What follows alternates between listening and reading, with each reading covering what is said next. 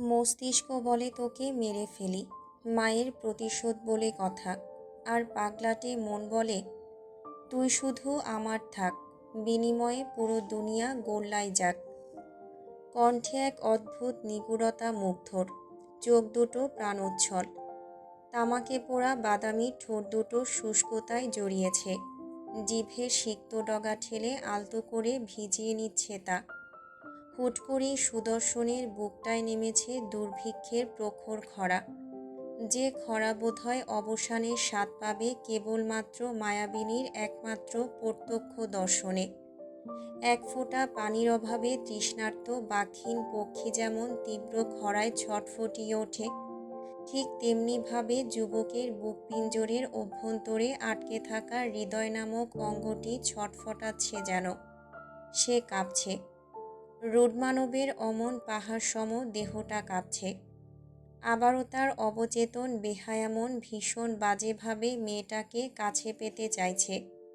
কিন্তু রুডমানব যে খারাপের খোলসে আবৃত সুপুরুষ, ছোট্ট মেয়েটার সাথে হুটহাট নিষিদ্ধ কিছু করে ফেলার ভয়ে নিজেকে শাসিয়ে করছে কাবু। দুই হাতে সজোরে চাপড় বসাচ্ছে নিজেরই গালে, বারবার নিজের অভ্যন্তরীণ পোষ্য পশুটাকে শাসিয়ে আওড়াচ্ছে। ও ফাক, থাম থাম বলছি। She is still too young. ও তোর রূঢ়তা সহ্য করতে পারবে না, পারবে না। নিজের সাথেই দ্বন্দ্বে লিপ্ত মুগ্ধ, থামাতে পারছে না কোনো মতে। শারীরিক অবস্থা বেগতিক দেখে তড়িঘড়ি করে উঠে পা বাড়ালো কক্ষ ছেড়ে বেরিয়ে যাবার উদ্দেশ্যে। পথিমধ্যে নিজের মাথাটা শক্ত হাতে চাপড়াচ্ছে মুগ্ধ। শরীরে অভাব অনুভব করল তীব্র নেশার। মেয়েটার মারাত্মক নেশা থেকে কিছুটা হলেও নিস্তার পাওয়া উচিত, নয়তো নিজের অজান্তেই হয়তো জোরপূর্বক করে বসবে অন্য কিছু। মাথার উপর বইছে ঝর্ণা, ঝিরিঝিরি শীতল পানির বেগ এসে ভিজিয়ে দিচ্ছে পারস্য সুন্দরীর দুধে আলতা গা। পানির তীব্র উপস্থিতিতে ধুয়ে মুছে যাচ্ছে রমণীর ক্রন্দনরত চোখ দুটো। অশ্রুরা সব নির্বিকারে গড়িয়ে যাচ্ছে পানির সখ্যতায়। রমণী কুঁজো হয়ে বসে আছে ওয়াশরুমের তকতকে টাইলসের মেঝেতে। রাত বাজে প্রায় 1:30। বাইরে এখনো ভারী তুষারপাত বইছে। তন্মধ্যেই গ্রিজারের উষ্ণ জল ছাড়াই বরফ ঠান্ডা পানির নিচে বসে আছে সে। ক্ষণে ক্ষণে কাঁপছে তার ক্ষুদ্র তনু। তবে এই কম্পনের পেছনে আদৌ পানির শীতলতা দায়ী, নাকি বুক ভরা চাপা আর্তনাদের? তা নিয়ে খোদ বড্ড শঙ্কায় আছে মানবী। তার ক্ষুদ্র হৃদয়খানা ভেঙে চুরমার হয়েছে আজ। পেলব মুখখানা 2 হাঁটুর ভাঁজে লুকিয়ে রেখে বিড়বিড় করে উগরে দিচ্ছে নিজের চাপা কষ্টগুলো। কেন করলে এমনটা অ্যালেক্স? কেন করলে? কি করিনি আমি তোমার জন্য? সেই শুরু থেকে যখন যা বলেছিলে বিনা বাক্যে আমি তাই মেনেছি, তাই করেছি। বিলিয়েছি নিজের সর্বস্ব। রাতের পর রাত নিজের নৈতিকতা বিলিয়ে তোমায় খুশি করেছি, কেবলমাত্র তোমাকে আপন করে পাবার লোভে। তাই বলে কি আমি বড্ড লোভী ছিলাম অ্যালেক্স? কি এমন কমতি ছিল আমার মধ্যে, যা আমি বিনে মিলা পূর্ণ করল? এমনটাই যদি হওয়ার ছিল, তাহলে আমার সাথে এত বড় নাটক কেন করলে অ্যালেক্স? কেন করলে? চিৎকার দিচ্ছে হায়া। অতিরিক্ত কষ্টে হিতাহিত জ্ঞান হারিয়ে 2 হাতে টানছে নিজের চুল। চোখ দুটো পানির বিপরীতে বুজে রেখে অস্ফুটে আওড়ালো, I won't forgive you Alex. প্যালেসের নিচতলার প্রশস্ত করিডোর দিয়ে ব্যস্ত পায়ে হাঁটছে অ্যাডুইন। হাতে তার একখানা ওয়াকি টকি। ফোনের ওপাশে কাকে যেন তীব্র ক্ষোভে ঝেড়ে বলছে, কি করছিস তোরা? একটা সামান্য কাজ দিয়েছি, তাও যদি ঠিকঠাক মতো করতে না পারিস, তাহলে তোদের বাঁচিয়ে রেখে লাভ কি বাস্টার্ড? ওপাশের ব্যক্তিবর্গের প্রতিনিধির বাক্যালাপ শোনা যায়নি তেমন। অ্যাডুইন চোয়াল শক্ত করছে ক্রমশ। ক্ষুব্ধতায় গটগটিয়ে হাঁটা ধরল প্যালেসের সম্মুখ দুয়ার পানে। রাজকীয় সিঁড়ির গায়ে কদম কেবল পড়ল তার। অমনি পেছন থেকে ভেসে এলো ভয়ার্ত সপ্তদশী রিনরিনে কণ্ঠ। অ্যাডুইন! থমকায় অ্যাডুইন, চামড়া গোটায় কপালের। রয়ে শয়ে ঘাড় বাঁকিয়ে পেছনে তাকাতেই দৃশ্যমান হলো অদূরে দাঁড়িয়ে থাকা তটস্থ মাহিকে। তৎক্ষণাৎ কপালের ভাঁজগুলো আরও কিছুটা গাঢ় হলো গম্ভীর মানবের।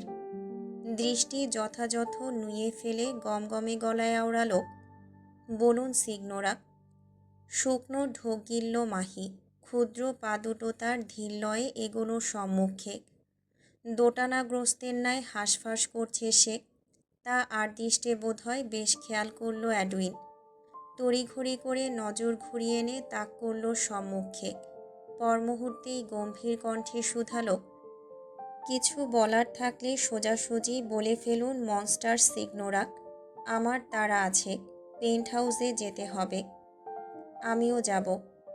কথার পিঠে এহেন অকপট উত্তর মোটেও আশা করেনি অ্যাডুইন।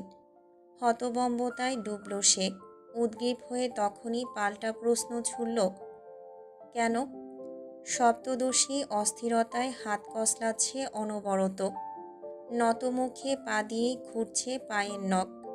লকলকে জিভের ডগায় কোনো মতে কথা সাজিয়ে মিনমিনিয়ে বলল, বিস্ট বলেছিল কিউটির সাথে দেখা করে যেন তাড়াতাড়ি পেন্ট হাউসে ফিরে আসি। গম্ভীর হলো অ্যাডুইন। তার মুখাবয়বের অভিব্যক্তি ধরাছোঁয়ার বাইরে। মাহির কথা শেষ হবার প্রায় সঙ্গে সঙ্গেই ব্যস্ত যুবক ব্যগ্রকণ্ঠে বলে ওঠে, ঠিক আছে, চলুন। পেন্ট হাউসের সীমার চেম্বার, যা রুশদি কিংয়ের রেস্ট নেবার কক্ষ হিসেবে পরিচিত। কক্ষের দুয়ার আটকে রাখা ভেতর থেকে। দরজার বাইরে উৎকণ্ঠা নিয়ে দাঁড়িয়ে আছে অ্যাডুইন সহ এক ঝাঁক প্রশিক্ষিত চিকিৎসক, অথচ রুডমানব দুয়ার খুলছে না। অ্যাডুইন বিচলিত হলো। কক্ষের দ্বারপ্রান্তে অ্যাডজাস্ট করা সেন্সরের সম্মুখে দাঁড়িয়ে মাথা নুয়ে ফের অনুমতি চাইবার ভং ধরে আওড়ালো, monster, please open the door. I think you need treatment right now. কক্ষ হতে টু শব্দটিও বেরোয়নি। অ্যাডুইন আশাহত হলেও হাল ছাড়ল না। ফের সামান্য গলা খাকারি দিয়ে সেন্সরের সম্মুখে ঘাড় ঝোঁকাতেই ওপাশ থেকে কাচের স্লাইডিং দরজাটা শব্দহীন গতিতে খুলে গেল দুই পাশ দিয়ে। অ্যাডুইন থামল। মুহূর্তবায়ে ত্রস্ত কদমে প্রবেশ করল শীতাতপ নিয়ন্ত্রিত কক্ষে। উদ্বিগ্ন চোখ দুটো তার আনমনে সামনে তাকাতেই দেখল, অদূরের মখমলি ডিভানের কোলে দাম্ভিকতার সঙ্গে বসে আছে মনস্টার। দৈবাৎ শক্তিতে কেমন রূঢ়তার সঙ্গে বাঁকা হয়েছে তার ঘাড়। অত্যন্ত বিনয়ের সাথে তৎক্ষণাৎ দৃষ্টি ঝোঁকায় অ্যাডুইন। নীরবে পা ঠেলে এগিয়ে আসে সম্মুখে। দৃষ্টিযুগল তীক্ষ্ণ হতেই দৃশ্যমান হলো মনস্টারের পায়ের কাছে অবহেলিত আকারে পড়ে আছে বেশ কিছু ব্যবহৃত সিরিঞ্জ, শূন্য কাচের শিশি। ফোঁস করে নিঃশ্বাস ফেলে অ্যাডুইন। ধীরলয়ে নিঃশব্দে হাঁটু গেড়ে বসল মেঝেতে। টেবিলের উপর গা বাঁকিয়ে গড়িয়ে থাকা বক্স ট্রেতে একে একে মেঝে হতে তুলল সব। পরক্ষণে ঘাড় বাঁকিয়ে তাকালো অদূরের দুয়ারে ঠেসে দাঁড়িয়ে থাকা চিকিৎসকদের পানে। চোখের বিচক্ষণী নীরব ইশারায় সকলকে ভেতরে ঢুকবার আদেশ দিয়ে ওঠে গম্ভীর পুরুষ। এহেন নীরব আদেশ পেয়ে কাঁপতে কাঁপতে কক্ষে প্রবেশ করে ডাক্তারগণ। হাতে তাদের প্রয়োজনীয় সরঞ্জামাদি। মাথা নুয়ে রেখে কোনো মতে এগোচ্ছেন তারা। পদযুগলের গতিতে হুট করেই টান পড়ল ডিভানের অভিমুখে এসে। দুজন মধ্যবয়স্ক রাশিয়ান চিকিৎসক উদ্যত হলেন মনস্টারের ট্রিটমেন্ট করতে। হাতে থাকা ডক্টরস ব্যাগখানা টেবিলের উপর রেখে গজ বের করলেন পরক্ষণে। কাপত্রয়ী হাতে তুলোর নরম অংশ নিয়ে মনস্টারের ক্ষতস্থানে এগোতে গেলেই আচমকা বেচারা চিকিৎসকের পেট বরাবর ক্ষিপ্ততায় বসল এক লাথি। এহেন অতর্কিত আক্রমণের তাল সামলাতে না পেরে বেচারা কেমন ছিটকে গিয়ে পড়ল কয়েক হাত দূরে। অ্যাডুইন হতবম্ব। ভরকানো দৃষ্টে আহত চিকিৎসকের পানে তাকাতেই কর্ণকুহরে ভেসে এলো রুটমানবের হিংস্র গর্জন, you bastard, don't you dare to touch me, get lost from my sight. যুবকের এহেন হুঙ্কারে কাঁপন ধরে গেল বাদবাকি দক্ষ চিকিৎসকদের সর্বাঙ্গে। মনস্টারের মতিগতি ঠিক নেই, কখন না আবার তাকে ছোঁয়ার অপরাধে গা থেকে হাতটাই আলাদা করে দেয় সকলের। ভয় ডরে তখনই বেচারারা ছুটে পালালো কক্ষ থেকে। এদিকে অ্যাডুইন চিন্তিত, নিজ উদ্যোগে আগ বাড়িয়ে আরেকটু চেপে এলো বিস্টের পায়ের কাছে। কণ্ঠ খাদে নামিয়ে ফের চিন্তিত গলায় শুধালো, আপনার ক্ষতটা ভীষণ গাঢ় মনস্টার, প্রচুর ব্লাড লস হচ্ছে।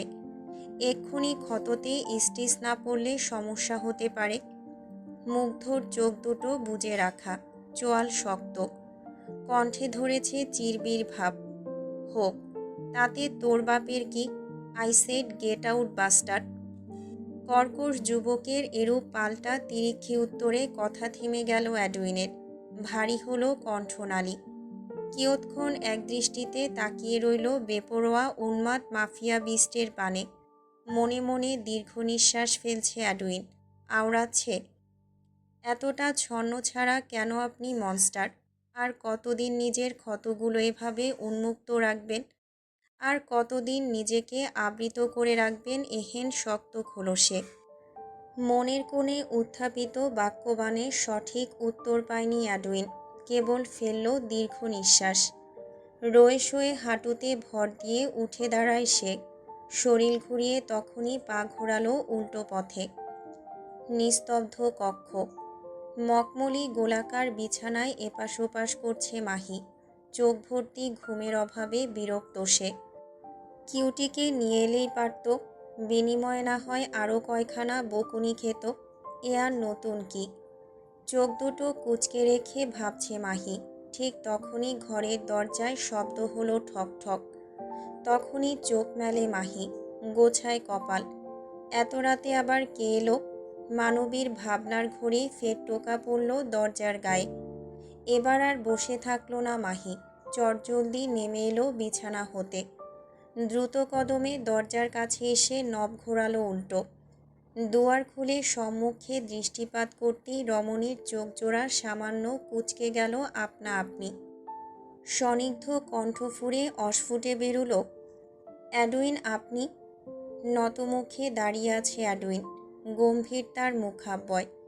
কোনরূপ সময় নষ্ট না করে তখনই গমগমে গলায় শুধালো, I have a request for you, monster signora. কপালের চামড়ায় দগদগে ভাঁজ স্পষ্ট হলো সপ্তদশীর। খানিক গম্ভীর হয়ে জিজ্ঞেস করল, কিসের রিকোয়েস্ট? এই পর্যায়ে খানিক সময় নিল অ্যাডুইন। ঢোক গিলল পরপর। কণ্ঠ খাদে নামিয়ে শুধায়, আপনি তো জানেন সিগনোরা, মনস্টারের ঘাড়ে গভীর ক্ষত হয়েছে, তবে মনস্টার ট্রিটমেন্ট করাতে চাচ্ছে না। এক্ষেত্রে আমার মনে হয় আপনি একটু তার আশেপাশে থাকলে। ওয়েট এ মিনিট, কি বলতে চাচ্ছেন আপনি অ্যাডুইন? তার ঘাড়ে ক্ষত হয়েছে সেটা তার ব্যাপার, এখানে আমি কেন তার কাছে যাব? সপ্তদশীর এমন টুক পড়া বাক্যে চোয়াল শক্ত হলো অ্যাডুইনের। গাম্ভীর্যতা বাড়ল মুখাব্যয়ে। সে কেমন শক্ত গলায় পরক্ষণেই শুধালো, ভুলে যাবেন না সিগনোরা, মনস্টারের ঘাড়ের ক্ষতটা আপনার জন্যই হয়েছে। অন্তত কৃতজ্ঞতা স্বরূপ না হয় চলুন, একবার নিজে থেকে তাকে বলে দেখুন ট্রিটমেন্ট নেওয়ার কথা। আমি শিওর সে আপনার কথা শুনবে। থমকায় মাহি, কণ্ঠস্বরে পড়ল টান। অ্যাডুইন তো ভুল কিছু বলেনি। লোকটার ঘাড়ের ক্ষতের জন্য অবশ্যই সে দায়ী। এরূপ আত্মোপলব্ধিতে মাহির অপরাধবোধ বেড়ে গেল কয়েক গুণ। বুক ফুলিয়ে একখানা লম্বা নিঃশ্বাস টেনে আচমকাই রাজি কণ্ঠে আওড়ালো, ঠিক আছে। নীরব কামড়া, তার চেয়েও বেশি নীরব মুগ্ধ। চোখ দুটো বুজে রাখা তার। ঘাড় এলিয়ে রাখা ডিপানের কাঁধে, দাঁত খিচে সিগার ফুঁকছে রুড মানব। এরই মধ্যে কক্ষের উন্মুক্ত দুয়ার পানে পা টিপে টিপে এসে দাঁড়ালো সপ্তদশী। অস্থিরতায় অনবরত কসলাচ্ছে নিজের মোলায়েম হাত দুটো। ভেতরে প্রবেশ করার অনুমতি চাইবার প্রয়াসে যেই না মুখ খুলবে অমনি সম্মুখ থেকে ভেসে আসে রুড মানবের হিংস্র গর্জন। ডোন্ট ইউ ডেয়ার বান্দির মেয়ে। আমার মাথা এখনো ঠান্ডা হয়নি, তাই এক্ষুনি আমার 2 চোখের সামনে থেকে সরে যা, নয়তো আর 12 দিনের ধার ধারবো না আমি। আজকেই তোর কপালে আমি নামক শনি লাগিয়ে ছাড়বো বলে দিলাম। আঁতকে ওঠে মাহি, বিভ্রান্তিতে চোখ তোলে কপালে। রুডমানব কি করে টের পেল তার উপস্থিতি?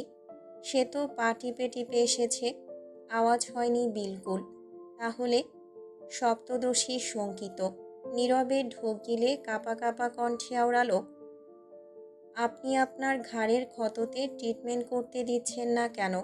দেখছেন না কতটা ব্লাড লস হচ্ছে? এতক্ষণে ঘাড় তোলে মুগ্ধ, নিখুঁত বাদামি চোখ দুটো রক্তলাল দৃষ্টি হুট করেই তাক করল অদূরে দাঁড়িয়ে থাকা মাহির পানে। কপাল কুঁচকে খ্যাক খ্যাক করে আওড়ালো, তাতে তোর কি? আমি বাঁচলেই তোর কি, আর মরলেই বা তোর কি? এখানে এসে এত আলগা পিরিত দেখাতে হবে না বান্দির মেয়ে, দূরে যা। গাল ফোলায় সপ্তদোষী, বিরক্তিতে পা ছোটাতে চাইল চলে যাবার উদ্দেশ্যে, তবে পরক্ষণেই অভ্যন্তরীণ মানবিকতার কাণ্ডারি স্বভাব জেঁকে ধরল তাকে, যার রেশে মেয়েটা না চাইতেও পা রাখল কক্ষে। এদিকে পুচকে মানবীর অমন অধ্যত দেখে ভারী অবাক হলো মুগ্ধ। চোখ দুটো ক্ষীণ করে নিয়ে গমগমে গলায় শুধালো, কিরে, তুই ভেতরে ঢুকছিস কেন? প্রতিউত্তর করেনি মাহি। নিজের সকল ভয়ডর এক অদৃশ্য পর্দার আড়ালে লুকিয়ে রেখে শক্ত করেছে মুখ। পায়ের গতি সচল রেখে বলে ওঠে, উঠুন, দ্রুত ট্রিটমেন্ট করতে দিন ডাক্তারদের। এই পর্যায়ে ঠোঁট ঠেলে বাঁকা হাসি মুগ্ধ। তার কর্ণকুহরে সপ্তদোষীর বলা কোনো কথাই ঢোকেনি, উল্টো চোখ দুটোই নেমেছে আচ্ছন্নতা, সেই ভয়ানক আচ্ছন্নতা যার রেশে বরাবরের ন্যায় উন্মাদ হয় বেপরোয়া যুবক। দৃষ্টি তার থমকেছে রমণীর হরিণী আখিদ্বয়। ধীরে ধীরে তা গড়িয়ে নামছে, আটকাচ্ছে সরু নাকের লাল টুকটুকে ডগাটায়। তারপর আবারও গড়ালো রুডমানবের নিগুড় দৃষ্টি।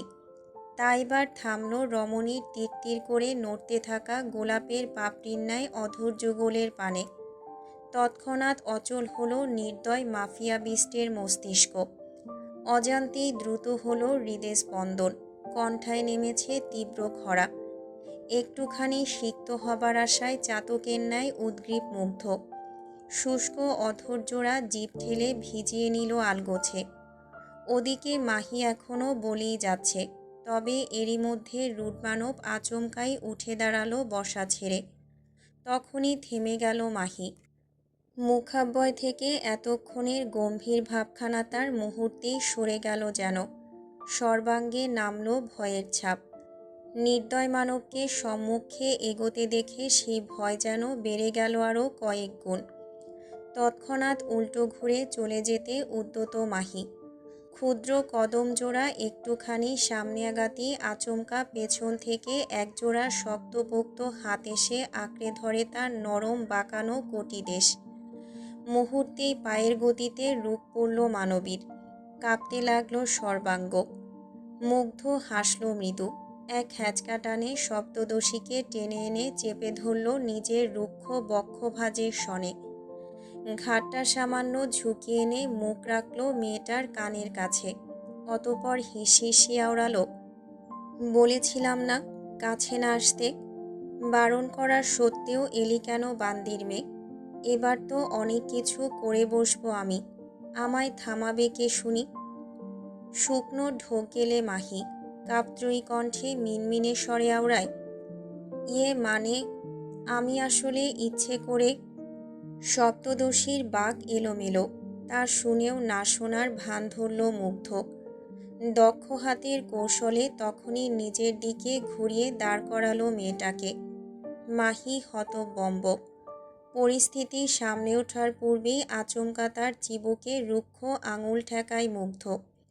আঙুলের জোরে মাহির ক্ষুদ্র পেলব মুখখানা সামান্য উঁচিয়ে কণ্ঠে ভারী দুষ্টুছাপ ফুটিয়ে শুধালো, ও ফাক অফ। ওসব আসল নকলের হিসেব না হয় পরে হবে hottie, but now come, let's do something hotter. ঘৃণায় নাকমুখ কুঁচকে গেল সপ্তদশীর, কণ্ঠে বাড়ল তেজ। দুই হাতে তখনই রুদ্রমানবের বুক ঠেলে ঝাঝালো কণ্ঠে বলে উঠল, সরুণ অসভ্য লোক, ছাড়ুন আমায়। শুনল না মুগ্ধ, উল্টো কপট ভাব ধরল নাটকীয়। চোখ দুটোই বিভ্রম লেপ্টে মুখ নামিয়ে আনল সামান্য। অতঃপর রয়ে শয়ে বৃদ্ধাঙুলখানা আলতো করে ছুঁয়ে দিল রমণীর টিরটির করে কাঁপতে থাকা ওষ্ঠপুটে। কণ্ঠে দুষ্টুমির প্রলেপ লেপে আওড়ায়, hey signora, look, your lips are talking. ভরকায় মাহি, ঠোঁট আবার কবে থেকে কথা বলে। বোকা মানবী বোকার ন্যায় অবোধের ছাপ ফোটালো নিজের মুখভঙ্গিতে। স্নিগ্ধ গলায় জিজ্ঞেস করল, মানে কী সব আবোল তাবোল কথা, ঠোঁট আবার কথা বলে নাকি?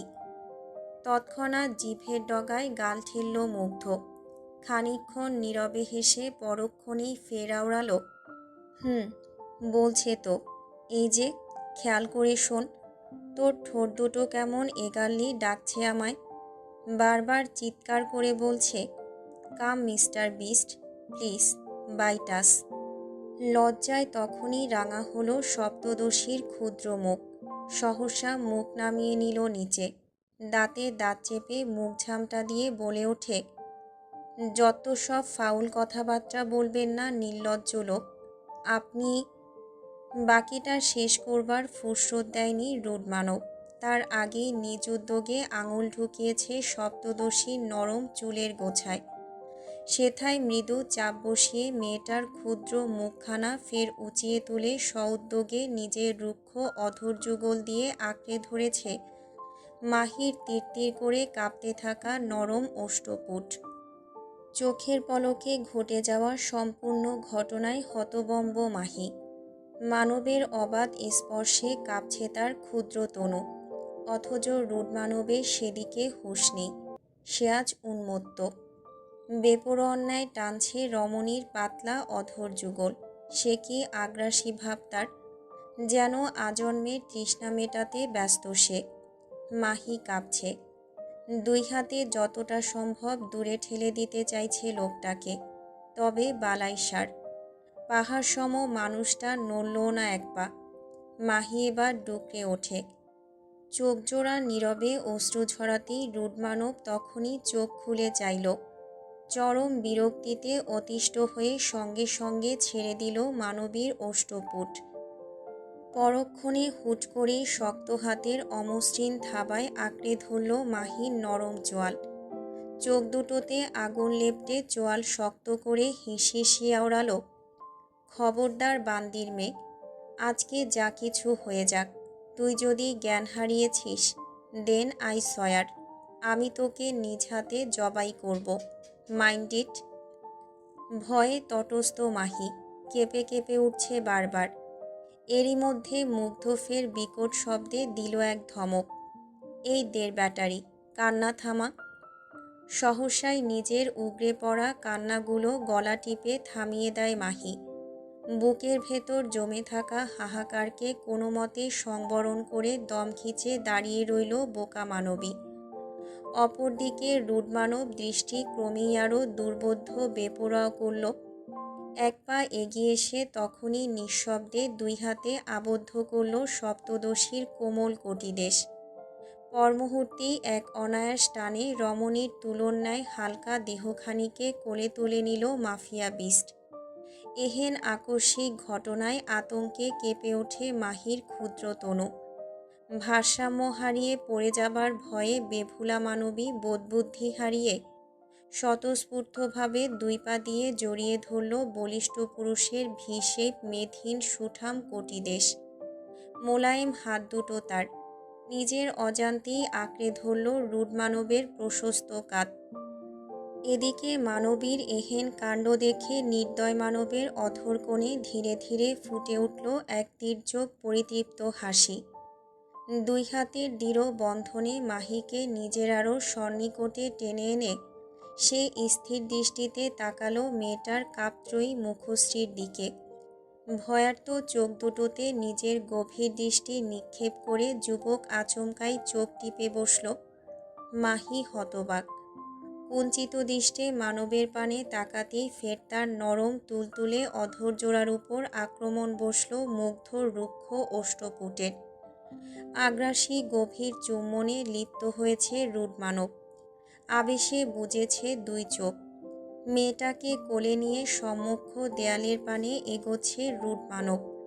বেপরোয়া উন্মত্ততায় মানবীর মসৃণ পিঠখানা আচমকাই ঠেসে ধরল কাচের স্বচ্ছ দেয়ালে। তার রুক্ষ হাতের অবাধ্য স্পর্শ ধীরে ধীরে ছুঁয়ে দিচ্ছে রমণীর মসৃণ কাঁধ। মাহির অস্থিরতা বাড়ছে ক্রমশ। না চাইতো ক্ষুদ্র বদনে নামছে পরিবর্তন। উপকাত হচ্ছে রুড মানবের প্রতিটা আগ্রাসী স্পর্শে।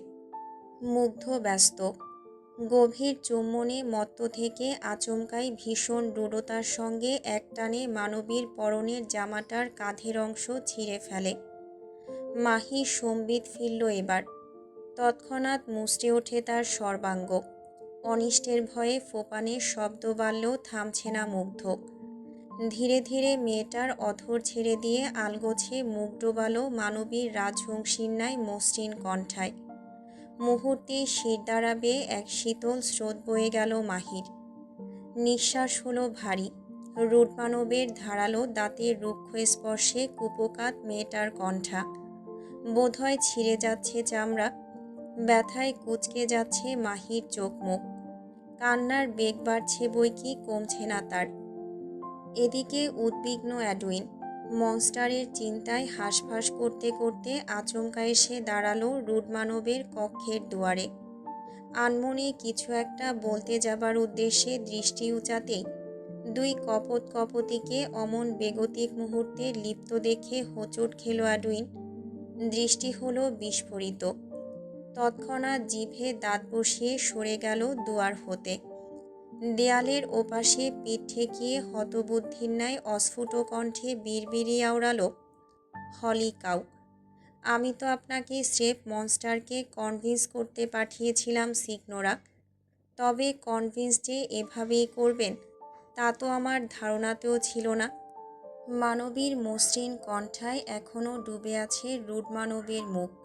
সেথায় আর কোনো অংশে কামড় বসাতে বাকি রাখেনি তার রুক্ষ ধারালো দাঁত। সপ্তদোষী এবার কেবল গোঙাচ্ছে। কাঁদতে কাঁদতে ভেঙেছে কণ্ঠস্বর। দুর্বল হাত দুটো তার ধীরে ধীরে উঠে এসেছে মানবের প্রশস্ত কাঁধে। গড়াতে গড়াতে আচমকা তাদের ঠাঁই হলো মুগ্ধর ঘাড়ের পিঠে। এরই মধ্যে মুগ্ধ করে বসল আরেক কাণ্ড। বেপরোয়ার ন্যায় মেয়েটার ঘাড়ের কাছে আচমকা রূঢ়তার সঙ্গে বসিয়ে দিল নিজের দাঁত। অমনি ব্যথায় আটকে ওঠে মাহি। দিন দুনিয়া ভুলে চিৎকার দিয়ে ওঠে মানবী। ভুলবশত আচানক খামচে ধরে মানবের ঘাড়। সহসা ঘাড়ের ব্যথায় দাঁত খিঁচে নেয় মুগ্ধ। তড়িঘড়ি করে মাহির কণ্ঠা হতে মুখ তুলে এক হাতে চেপে ধরে নিজের ঘাড়। মুহূর্তেই হাতে পরশ পায় তরল কিছুর। অর্থাৎ তার দগদগে ক্ষত হতে ফের অবলীলায় গড়াচ্ছে লহু। ব্যথায় মুগ্ধ কেমন চিরবিরিয়ে ওঠে, you bitch, what the fuck you have done, oh God. বলতে বলতেই এক ঝটকায় মেয়েটাকে কোল থেকে নামিয়ে দেয় মুগ্ধ। কুচকানো মুখে দাঁতে দাঁত চেপে সহ্য করে ঘাড়ের ব্যথাটুকু। এদিকে মাহি হেঁচকি তুলছে অনবরত। দুই হাত আঁকড়ে রেখেছে নিজের কণ্ঠায়। রুড মানব কেমন চিরবির করতে করতে তখনই বেডের কাছে এগিয়ে এসে দাঁড়ালো। সেথায় অবহেলায় পড়ে থাকা ওভারকোটটা তুলে এনে ছুঁড়ে দিল মাহির দিকে। বজ্রকণ্ঠে আওড়ালো, গায়ে জড়া এটা। ক্রন্দনরত রমণী। সঙ্গে সঙ্গে ক্যাচ ধরেনি ওভারকোটটা। ফলে ওভারকোটের স্থান হয়েছে তার পায়ের কাছে। হেঁচকি তুলতে তুলতে সময় নিয়ে কোটটা তুলে গায়ে জড়ায় মাহি। তা আরদৃষ্টে পরখ করে কঠিন গলায় হুঙ্কার ছড়ে মুগ্ধ, অ্যাডুইন। তড়িঘড়ি করে ছুটে আসে অ্যাডুইন। হতচকিত দৃষ্টে রুড মানবের পানে তাকাতেই আটকে ওঠে সে। মুগ্ধ এক হাতে চেপে রেখেছে নিজের ঘাড়। অবলীলায় সেখান থেকে গড়াচ্ছে লহু। চুইয়ে পড়ছে কাঁদবেগ। মানবের চোখে মুখে ব্যথাতুর ছাপ স্পষ্ট। মুগ্ধ তখন ফের গর্জে উঠে বলে, কল দ্য ডক্টরস ফার্স্ট। সাধ্যমতো উপর নিচ মাথা ঝাঁকায় অ্যাডউইন। তখনই ছুটে যায় হুকুম তামিলের উদ্দেশ্যে।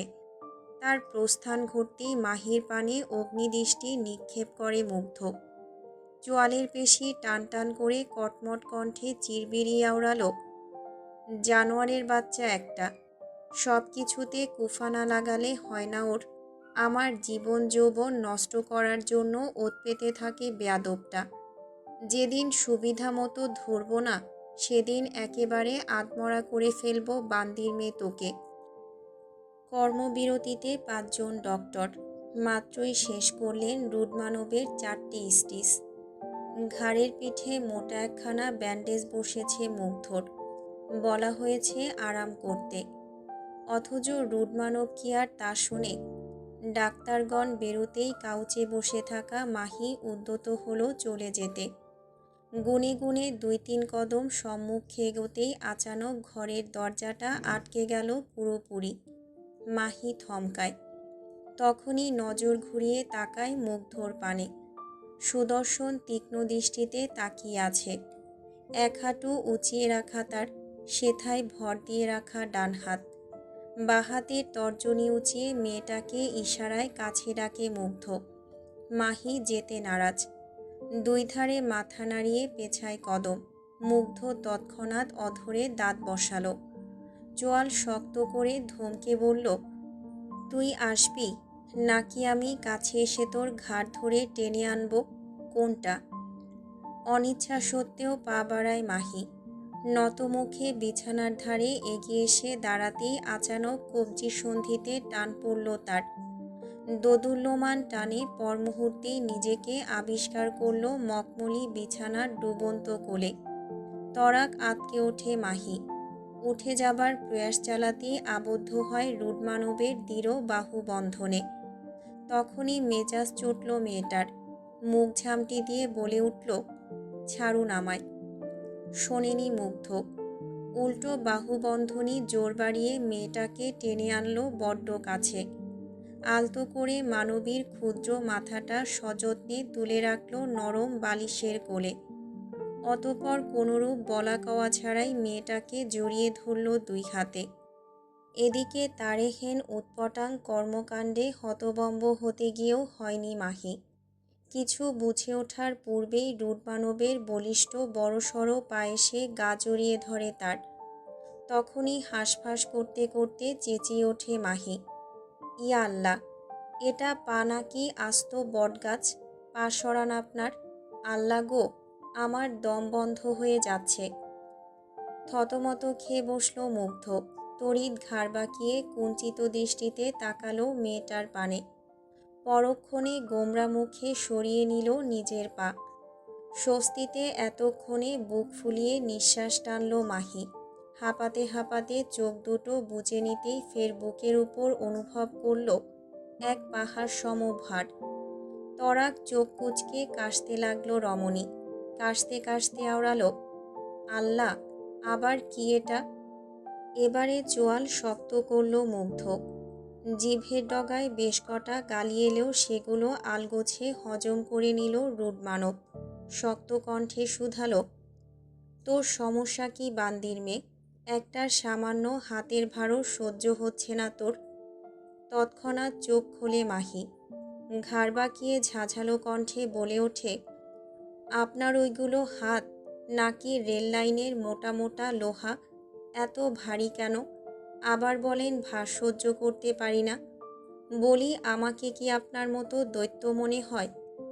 আকাশ ভেঙে পড়ল মুগ্ধ। মুখাবয়ে লেপ্টে গেল হতবম্বতার ছাপ। হতবম্ব কণ্ঠ ফুঁড়ে অস্ফুটে বেরুল, আমি দৈত্য? মুখ ভেঙচি কেটে বসে মাহি। তিক্ত বিরক্ত কণ্ঠে বলে, তা নয় তো কি? এমন বড়সড় মানুষদের তো দৈত্যই বলে, তাই না? কি উঁচু মাথা! তাকাতে গেলে ঘাড় ভেঙে যায়। মানবীর নিষ্পাপ স্বীকারোক্তিতে আচমকাই ঠোঁট পিষে হাসল মুগ্ধ। আলগোছে হাত উঠিয়ে আনল মেয়েটার মাথার উপর। সেথায় আলতো করে বিলি কেটে দিতে দিতে শুধালো, ঘুমা। লোকটার সাথে একই বিছানায় ঘুমাতে নারাজ মাহি নাক মুখ কুঁচকে বলে ওঠে, আমি ঘুমাবো না। সহসা কপাল গোছালো মুগ্ধ। পরক্ষণেই ঠোঁটের কোণে দুষ্ট হাসির রেশ টেনে মেয়েটার উদরে ছোঁয়ালো হাত।